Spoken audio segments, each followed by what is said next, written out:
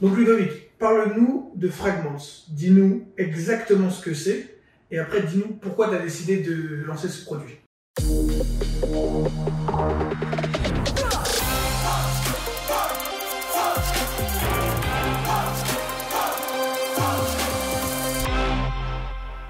En fait, moi, ça fait longtemps que je fais de l'immobilier et je me suis rendu compte que, en fait, l'immobilier rentable, d'une certaine façon, est de plus en plus inaccessible. Et l'immobilier, en général, est un investissement qui est très intéressant, très plébiscité par les investisseurs en général, mais en fait, qui ne s'achète pas en petits morceaux. Soit tu achètes un appartement, soit tu achètes un immeuble, soit tu achètes une maison. Et d'une certaine façon, aujourd'hui, on se rend compte qu'avec l'inflation, les prix de l'immobilier montent. Les taux, en ce moment, en plus, explosent. En ce moment, il y a une petite baisse, elle n'est pas grosse, mais une petite baisse des prix de l'immobilier. Mais ça reste quand même très haut, ça c'est vrai. Alors, oui et non d'une certaine façon, parce qu'il y a des endroits où les prix baissent, des endroits où les prix continuent de monter. C'est vrai. Par contre, une chose est certaine, c'est que les taux directeurs, eux, ils montent. Partout. Et tous les gens qui empruntent perdent du pouvoir d'achat. Et nous, en fait, donc avec mon associé Sébastien, on a lancé une startup qui s'appelle Prelo. Depuis l'origine, nous, ce qu'on défend, c'est l'accessibilité à la propriété, permettre à une personne de devenir propriétaire plus facilement. Prelo, c'est de permettre de faire dans une résidence secondaire. Et donc, on a décidé de lancer également sur l'investissement locatif avec la marque Fragments. Et donc là, on permet à une personne d'investir à partir de 50 € dans l'immobilier rentable, loué en location saisonnière. Alors, comment ça se passe? Moi, je m'appelle Stéphane, j'ai 50 €. Comment j'investis dans Fragments? Explique-moi, je vais où? Tu viens sur le site fragments.homes, je crée mon compte, et là, je dois valider mon inscription. Notre prestataire de paiement va valider l'identité de l'investisseur. C'est normal, sur toutes les plateformes d'investissement, c'est parfaitement normal. Et là, j'ai la possibilité de créditer mon wallet, donc créditer ma cagnotte d'investissement. Tout l'argent que je mets là-dedans, je peux le retirer comme je veux librement, mais je peux aussi placer cet argent dans des projets qui vont m'être proposés. Ah d'accord, donc en fait, je mets 50 €. Alors je dis une bêtise, je ne vais pas dire 50 € parce que pour que les gens comprennent. J'ai 300 €, je vais sur le site Fragments, je mets dans ma cagnotte 300 € et je peux mettre 5 par 50 € dans différents projets. Tout à fait. Ok. Après, c'est quand même bien de concentrer un minimum son patrimoine parce qu'on ne va pas non plus proposer des nouveaux projets tous les jours. L'idée pour nous, c'est vraiment de proposer le meilleur de ce qu'on trouve. Et donc, on estime que ça sera 1 ou 2 biens par mois maximum. Okay. Donc là, on a un premier bien disponible sur la plateforme qui propose une rentabilité nette supérieure à 6,5. Donc alors, ça c'est bien. Mais dans quel type de bien vous investissez alors sur Fragments? Alors en fait, depuis l'origine de notre startup, nous on a développé une expertise très particulière dans l'immobilier touristique d'une certaine façon. Parce que c'est des produits de résidence secondaire. Et on s'est rendu compte qu'il y a un type de bien qui est particulièrement rentable, c'est-à-dire les propriétés de caractère à grande capacité d'accueil à proximité des grandes villes. Pourquoi c'est très rentable? Parce que premièrement, on se rend compte qu'à proximité d'une grande ville, les gens qui vont louer en location saisonnière ont une capacité d'investissement pour leur week-end qui est relativement élevée. Et là, je prends l'exemple d'un Parisien ou d'un Lyonnais, quand il part en week-end avec ses potes, il a plus de pouvoir d'achat que les Français moyens, parce qu'en fait, il est dans les grandes villes, il a des grands revenus, etc.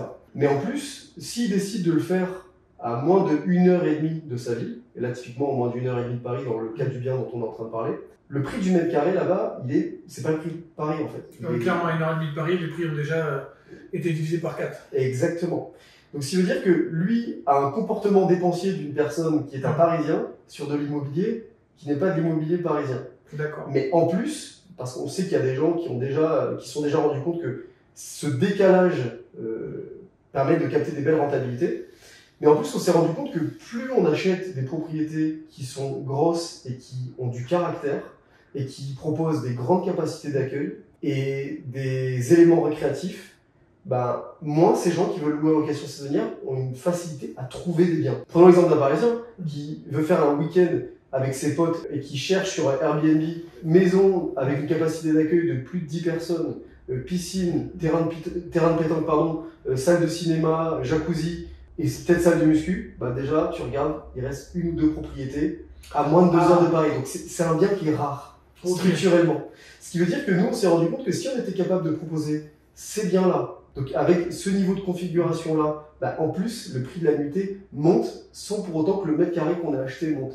Ce qui nous permet, en location saisonnière, de restituer des belles rentabilités sur la nuitée louée. Et comme en plus, c'est un comportement de location qui est basé sur des week-ends, c'est pas des vacances très spontanées, il n'y a pas de saisonnalité. Tous les week-ends vont être bookés, un peu plus l'été, même peut-être un peu plus l'hiver. Non, l'hiver, je pense que oui, pour ce voilà. qu'il n'y a vraiment pas de saisonnalité. Mais même la basse saison théorique de vacances est louée, parce qu'en fait, c'est éligible à des week-ends avec extension de télétravail sur le jeudi, vendredi, voire le lundi, mardi, ce qui nous permet de proposer des rentabilités qui sont très intéressantes. Alors, à qui ça s'adresse? Parce que moi, ce que je trouve dans l'immobilier, qu'il y a une petite injustice. Tout le monde ne peut pas investir dans l'immobilier parce qu'ils n'ont pas de CDI ou ils n'ont pas une situation stable. Il y a des intérimaires, il y a des gens qui religieusement ne veulent pas faire de prêts avec intérêt. Donc, à qui ça s'adresse? Est-ce que c'est bien les gens que j'ai cités ou pas du tout? C'est autre chose, d'autres personnes? C'est parfaitement les gens que tu as cités. On sait, dans la généralité, quand on veut acheter de l'immobilier à crédit, on doit rentrer dans les critères des banques. Exactement. Et très souvent, je prends l'exemple d'un freelance par exemple. C'est une personne qui va très bien gagner sa vie. Il y a plein de freelances qui gagnent très bien leur vie. Mais quand on passe au risque du monde bancaire, ils se rendent compte que c'est pas un CDI, donc ça vaut pas la même chose, même si les revenus sont relativement stables depuis des mois, etc. Ça, avec notre modèle, on permet à une personne de quand même investir dans l'immobilier rentable sans avoir recours au financement. Et donc évidemment, tu as aussi cité les cas, par exemple des musulmans, qui ne peuvent pas avoir recours au riba, par exemple. Là, encore une fois, il n'y a pas de dette de crédit. Et donc, ça leur permet d'investir dans l'immobilier sans avoir... C'est pas d'intérêt. Pas d'intérêt, exactement. Vous voyez comment? Parce qu'il y a des gens qui m'ont dit que ce genre de plateforme existait. Moi, je ne vais pas faire un comparatif forcément avec les autres plateformes maintenant, on va en faire un plus tard, mais ce que je veux savoir, c'est comment vous voyez la marque Fragment évoluer dans le temps pour savoir, voilà, je vais être un premier investisseur de Fragment, là j'ai 300 € et tout, mais est-ce qu'avec le temps, dans 10, 15 ans, je pourrais me constituer un vrai patrimoine avec Fragment? Ouais, en fait, oui. Parce que déjà, c'est une typologie d'investissement qui permet d'investir en DCA. Je rappelle ce que c'est que le DCA, c'est le Dollar Cost Average. En gros, le principe du DCA, c'est de dire que si on investit pendant une récurrence précise le même montant sur un support d'investissement, on va gommer les effets de haut et bas. Okay. Et qu'il y a des théories qui disent qu'un investisseur en DCA battra toujours la majorité des traders qui font des achats-reventes constamment sur les supports d'investissement. Il parle de bourse, pas d'immobilier. Il parle de bourse. Le gros avantage, c'est que pouvoir investir tous les mois une petite somme sur de l'immobilier permet de gagner sur la projection de gains et de valorisation que donne l'immobilier au global. Donc, en fait, si j'ai bien compris, c'est que moi, j'ai une capacité d'épargne. Ouais. Je travaille ou je suis en freelance ou je suis un intérimaire ou peu importe ma situation, je ne veux pas investir. Je ne peux pas avoir de crédit. Si je mets tous les mois 200 à 300 € dans des placements Fragment, je pourrais me constituer un patrimoine immobilier un peu comme ceux qui ont vraiment pris un crédit. Forcément moins vite. Ah bah oui, forcément moins vite. Quand tu achètes un crédit, d'un coup, tu te permets de déployer 200, 300, 400, 500 000 €. Alors que là, c'est trop... Oui, c'est sûr que si tu mets 200 € pendant 20 ans, ça ne fera pas 400 000 € à la fin. Voilà. Exactement. Non, mais c'est bien de le préciser comme ça, les gens, ils voient à peu près où ils vont. Et moi, comme je dis, plus les gens sont au courant de ce dans quoi ils investissent, mieux ils investissent. Ah, je suis d'accord. Après, c'est aussi important de rappeler quelque chose, et c'est pas pour dénigrer l'immobilier à crédit, parce que moi, je suis une personne, j'ai investi beaucoup d'immobilier à crédit, mais en ce moment... C'est pour faire autre chose. C'est autre chose. Mais en fait, l'immobilier à crédit a ses risques également. Là, on a vécu une période de 10 ans où les taux ne faisaient que baisser, l'immobilier n'a fait que monter. Là, les gens qui ont acheté de l'immobilier dans les marchés très spéculatifs, donc je prends l'exemple de Paris, Bordeaux, Lyon par exemple, ceux qui ont acheté de l'immobilier sur le haut en 2021, aujourd'hui, ils ont des moins-values latentes. Oui, ça dépend comment tu as acheté, parce qu'en fait... Tout le monde ne peut pas acheter avec des décotes de 15, 20, 30%. Voilà, c'est pour ça que je dis qu'il y a des gens qui ont bien acheté, et je pense qu'on peut tout le temps bien acheter.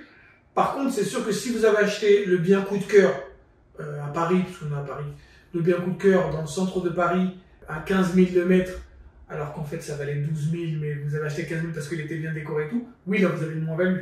Et justement, et on a tendance à oublier que, comme en plus à ce moment-là, on investissait et on achetait à 110%, ce qui n'est pas forcément tout le temps une bonne chose. Ce qui n'est pas tout le temps une bonne chose, aujourd'hui, une moins-value, c'est-à-dire on a les frais de notaire, les frais d'agent, plus la moins-value, de toute façon on doit rembourser ce qu'on a emprunté à la banque, c'est-à-dire que quand on vend le bien, on doit remettre de l'argent en pot pour payer le différentiel chez la banque. Alors, il y a deux solutions pour ça. C'est qu'il ne faut pas vendre tout de suite, ou sinon... Il y a des familles qui doivent déménager. Non, mais après, t'as un enfant en plus, tu dois partir. Non, mais puis de toute manière, il faut bien acheter. Moi, dans mon module, dans ma formation, j'ai un module qui s'appelle Comment bien acheter, pour prendre ces trucs-là en compte. Mais tous les gens qui nous suivent et qui te connaissent n'ont pas forcément vu ce dont on parle. Mais c'est vrai que, ouais, les gens qui ont mal acheté pendant la période où on était au plus haut, déjà de mal acheter, c'est grave. En plus, pendant une période où on est haut, c'est encore plus dangereux. Là, au bout d'un moment, le revers de la médaille arrive. Donc, voilà, typiquement, là, c'est l'investissement fractionné dans l'immobilier comme on le propose. C'est aussi une forme de protection vis-à-vis de ce genre de situation. On peut gagner moins à terme, parce qu'on ne se leverage pas, on ne fait pas de levier sur son investissement immobilier. Par contre, de toute façon, structurellement, l'immobilier est un support d'investissement qui se valorise par l'inflation et par plein d'autres mécanismes. Aujourd'hui, les promoteurs n'arrivent à livrer que 80% des logements nécessaires à l'immobilier est le meilleur vecteur d'enrichissement de toute manière. Les gens très riches possèdent tous de l'immobilier, bizarre. On dit qu'en France, 90% des millionnaires le sont devenus grâce à l'immobilier. 90%, je pensais que c'était moins. En fait, c'est 90% le premier million, tu le fais grâce à l'immobilier.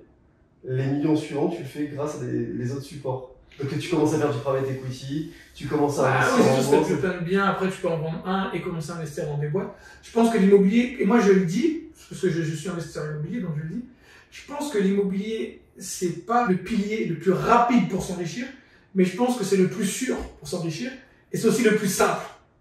Parce que quand tu parles de private equity, tout le monde n'est pas capable d'en faire. Non. Par contre, tout le monde est capable d'acheter un appartement. Ouais. Donc tu vois que c'est toute la différence. C'est pour ça que je dis souvent, si vous voulez vous enrichir très très vite, c'est pas l'immobilier. C'est monter une boîte, quoi. Ou c'est monter une boîte. Si vous voulez être sûr de devenir riche, c'est l'immobilier. Ouais, je suis d'accord. Alors, et comment ça vous est venu l'idée de Fragments? Tu nous as expliqué les différentes périodes, mais pourquoi maintenant et pourquoi comme ça et tout? Alors en fait, nous, on s'est rendu compte que... Alors déjà, ça c'est des biens que on travaille tous les jours depuis notre lancement avec Prélo. Et on s'est rendu compte parce que quand un propriétaire d'une part Prélo ne va pas dans son bien, on le loue en location saisonnière. Et là, on a pu se rendre compte que c'était très rentable. Quand on ouvrait les nuitées des propriétaires non occupés sur Airbnb, HomeAway, etc., ça bouquait tout le temps à des nuitées hallucinantes. Et on s'est dit, qu'est-ce que ça aurait donné si on avait loué le bien toute l'année en location saisonnière? Ah, donc c'est votre premier business model qui vous a montré qu'il y avait un autre business model. Exactement. Et en fait, on s'est même rendu compte que certains de nos clients chez Prélo en recommandaient d'autres pour la dimension location saisonnière. Donc, ça veut dire qu'il y a des gens qui investissent aujourd'hui sur une part de résidence secondaire chez Prélo avec la possibilité éventuelle de partir en week-end, mais avec la volonté réelle d'avoir un revenu locatif. Ok. Et du coup, on s'est dit, très bien, on peut y accéder à partir de 50 000 € avec Prélo. Mais pourquoi pas 50 €? Si on se rend compte qu'on arrive à créer un mécanisme de relais juridique entre la société qui exploite le bien et un investisseur qui met 50 € avec le minimum de frottements fiscaux, c'est-à-dire il récupère vraiment le maximum du rendement, pourquoi ne pas le faire? Et on s'est rendu compte que c'est tout à fait possible de le faire, donc on avance. On ne va pas expliquer, vous êtes passé à l'AMF qui a validé votre business model, votre ceci, cela. On ne va pas faire ça dans cette interview parce que les gens, on va les perdre, c'est pas forcément ce qui est le plus important. Mais moi j'avais une question dans ce cas, c'est vous le faites sur des demeures de caractère à 1h30 des grandes villes. Pourquoi ne pas faire la même chose dans les grandes villes où les gens pourraient être propriétaires d'un appartement parisien ou lyonnais ou bordelais, peu importe, pour une petite somme comme ça et pouvoir louer l'appartement? Parce que je pense qu'il y a des gens qui aimeraient beaucoup être propriétaires d'un petit pied-à-terre dans Paris ou autre, et vous pouvez le faire avec les deux systèmes, avec un système où les gens pourraient y aller de temps en temps, ou un système où les gens pourraient le louer au Airbnb. Déjà, oui, on commence à proposer des propriétés dans les cœurs de grandes villes pour Prélo, donc pour acheter sa résidence secondaire. Et on s'est posé la question pour Fragments. Il y a deux réponses.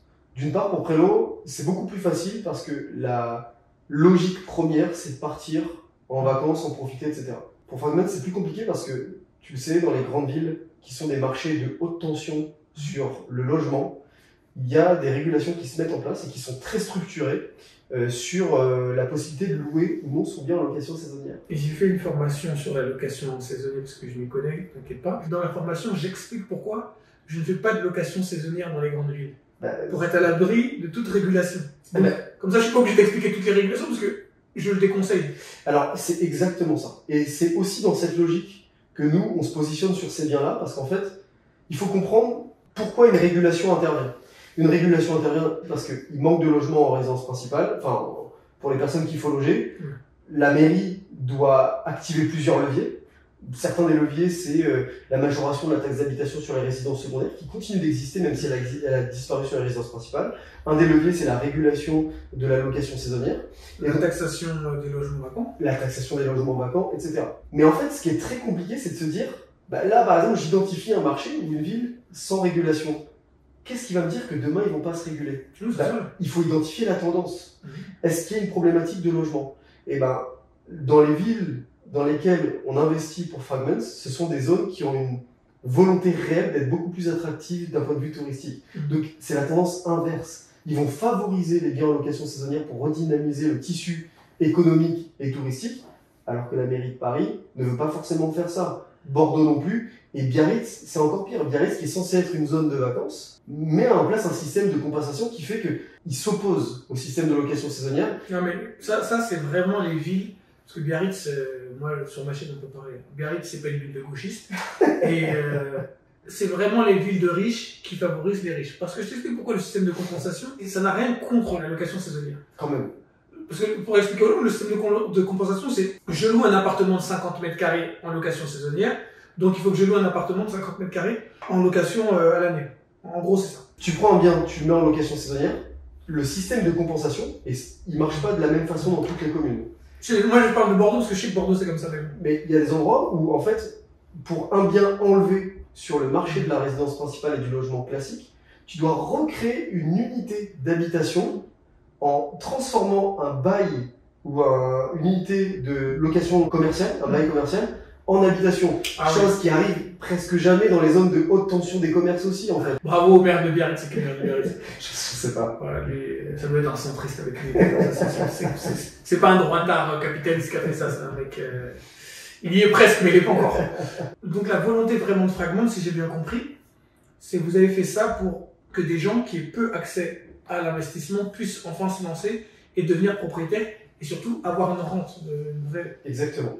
Et je me permets de donner un paramètre qui est hyper important, c'est que nous, on fait dans une démarche de trouver le meilleur équilibre rentabilité-risque. Et là encore, je repars de cette très belle époque qui était tout ce qui s'est passé avant l'année 2021. Tous les supports étaient rentables et résistants. Je vais prendre un exemple qu'on me cite souvent, c'est « Ah, mais le crowdfunding immobilier, ça donne 10% au format d'une obligation. » Oui, ça donne 10% s'il n'y a aucun défaut, parce qu'en fait, c'est un système de financement des fonds propres des promoteurs. Il n'y avait aucun défaut avant 2021.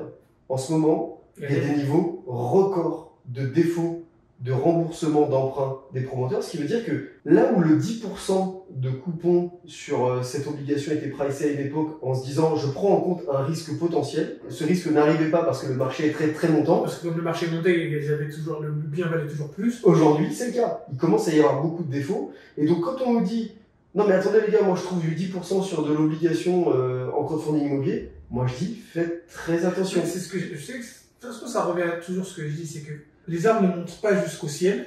Et quand vous faites un investissement sérieux, prenez pas que la rentabilité comme investissement, prenez surtout la crédibilité et la longévité de l'investissement que vous allez faire. Je donne un exemple. Vous préférez quoi? Avec 100 000 euros, vous préférez gagner 25 000 euros et vous êtes sûr de les gagner, ou avoir une chance sur deux de doubler votre investissement? Et les gens me disent souvent une chance sur deux de doubler mon investissement. Parce qu'ils ne considèrent pas le risque de perdre du capital. En fait. Oui, mais ce que je leur dis surtout, c'est que celui qui a fait 25% sûr, au bout de 5 investissements, il est sûr d'être plus riche que l'autre. Ouais. Parce que l'autre, une fois sur deux, il a gagné. Donc en fait, il se retrouve au même point au bout de 5 investissements. L'autre, il est sûr, au bout de 6 investissements, il est sûr de l'avoir dépassé. Donc c'est pour ça, prenez toujours un investissement moins rentable, mais sûr. Vous avez plus de chances de vous enrichir sur le temps. C'est mon avis après. Alors, c'est une bonne transition. Le dernier point qu'on a constaté qui est relativement intéressant sur cette typologie de propriété, c'est que sur le marché classique, la demande, ce sont des gens qui ont les moyens.